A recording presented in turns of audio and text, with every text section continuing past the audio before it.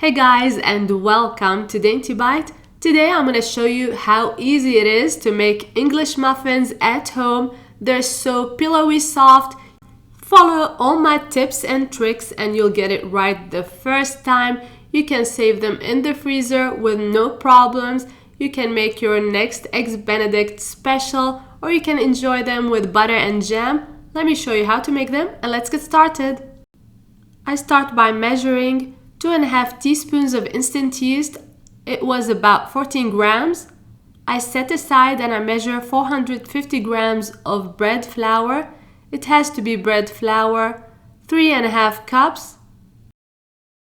I add half a teaspoon of salt and I mix. For this amount of flour, I'm gonna need 1 cup of lukewarm water. And I mean by lukewarm, just barely warm. I add the amount of yeast. I add half of the water. Mix it in with the yeast, let it bloom a little bit. Set it aside for 5 minutes or so, and then add it on top of the flour. Then add half a cup of plain yogurt. Mix a little bit and then add the rest of the water gradually. You want the dough to come together. Ultimately, you're gonna add the whole amount of water.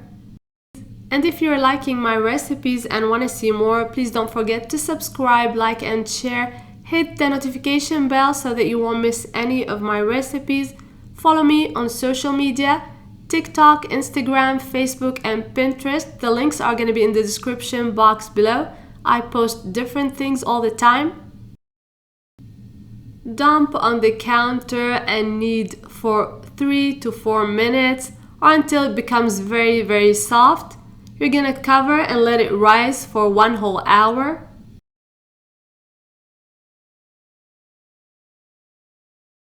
One hour later, it has doubled in size. I'm gonna dump it on the surface one more time. Knead it gently. Just form a ball very gently. You're gonna need to add some flour to the surface, but I try not to add too much flour. I don't want it to become dense.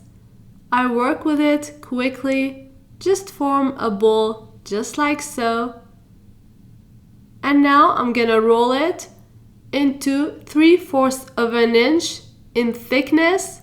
This is the perfect thickness for an English muffin, and I'm gonna use a cookie cutter that's 3 inches in diameter.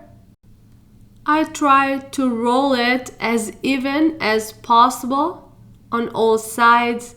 Use a cookie cutter, and you can always use the scraps at the end. Re-roll the dough and it'll be just fine. You're gonna let it rise anyways one more time. And because the dough is very soft and fragile, you're gonna sprinkle the counter with lots of semolina or cornmeal. Both will work. So you're gonna try to cover both sides with some semolina or cornmeal, just like you see here. And you can use the scraps, like I said.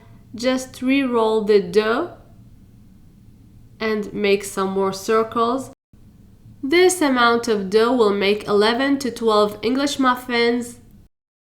I'm gonna cover one last time, let them rise for 20 to 30 minutes, and it all depends on the kitchen temperature.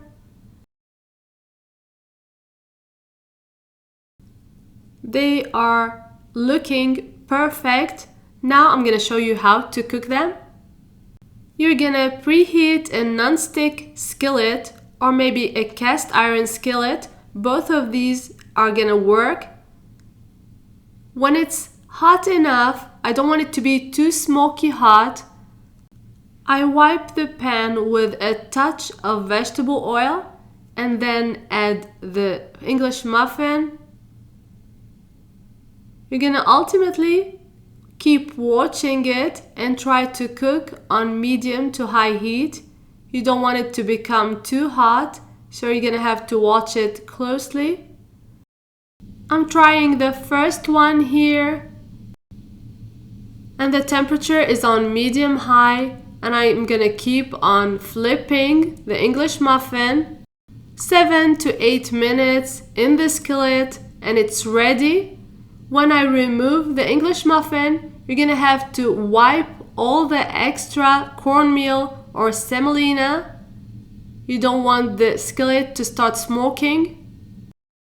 So wipe and add a touch of vegetable oil. Wipe it well, add a second batch of the English muffins and keep an eye on them. Like I said, 7 to 8 minutes. You just have to keep on flipping. You don't want them to burn, and watch the temperature of the skillet as well. If you think it's becoming too smoky, just turn the heat down to medium. These are puffed so nicely. They're just the right amount of crisp on the edges, very, very soft on the inside.